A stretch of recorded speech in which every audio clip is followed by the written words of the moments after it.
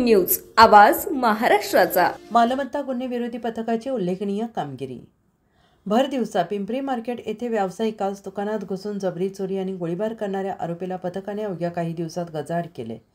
तब्बल 700हून अधिक CCTV footage तपासून पोलिसांनी आरोपीचा शोध लावलाय। कारवाईत आरोपीकडून एक देशी बनावटीचे पिस्तूल, 11 जिवंत काडतुसे, 10 ग्रॅम सोन्याची चेन, 2 मोटरसायकली असा मुद्देमाल हस्तगत करण्यात आलाय। या कारवाईत एक जबरी चोरी, 3 वाहन चोरीचे गुन्हे उघडकीस आले। घटना 1 ऑगस्ट 2025 रोजी दुपारी घडली होती। आरोपीने 10 वाला फुटी दे असं सांगून व्यावसायिकाला धमकावत सोन्याची चेन हिसकावण्याचा प्रयत्न केला। चेन तुटत नसल्याने आरोपीने पिस्तूल दाखवून धमकावले। अखेरीस डाव्या पायाच्या मांडीवर गोळी चढून व्यापाऱ्याला गंभीर जखमी केले। अखेर मालमत्ता विरोधी पथकाने आरोपीला बेड्या ठोकल्या आहेत।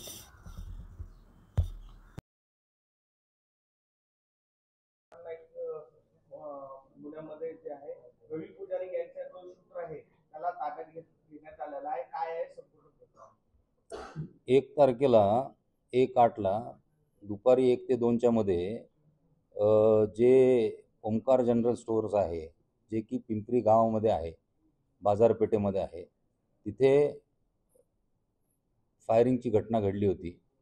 तर त्याच्यामध्ये जो आरोपी होता त्यांनी चेन ओढायचा प्रयत्न केला होता त्या व्यापाऱ्याचा, आणि त्याच्यामध्ये त्या व्यापाऱ्याने जेव्हा त्याला प्रतिकार केला त्याच्यानंतर या इस्मानी त्याच्यावर फायरिंग केलं होतं।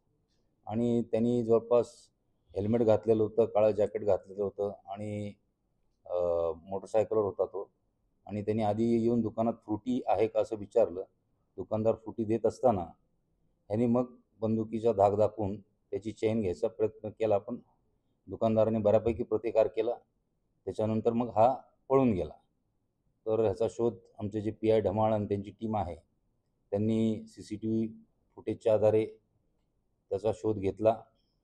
आणि हा आरोपी जो आहे हा रवींद्र भाऊसाहेब घारे हा 40 वर्षाचा आरोपी आहे आणि याच्यावर जवळपास 25 गुन्हे आहेत। आणि विशेषतः वाहन चोरी, फायरिंगच्या त्याचे 6 इन्सिडेंसेस आहेत। तो रबाळीच्या फायरिंगमध्ये आता वॉन्टेड आहे। आणि त्याच्याकडून सोन्याची चेन पण हस्तगत करण्यात आलेली आहे, 2 मोटरसायकल हस्तगत करण्यात आलेले आहे, 1 गावठी पिस्तूल हस्तगत करण्यात आलेले आहे, 11 जिवंत काडतुसे हस्तगत करण्यात आलेले। रवी गँग सोबत याचे संबंध कधीपासून आहेत आणि हा 2008 पासून जेलमध्ये होता मोक्काच्या केसमध्ये। तर त्यावेळी त्याचे तिथं संबंध आले होते आणि त्यांचे जे काही कनेक्टेड लोक आहेत सुरेश पुजारीचे, त्यांच्याकडून ह्यांचे संबंध असल्यामुळं त्यांच्याकडून ह्याला वेपन मिळालं होतं।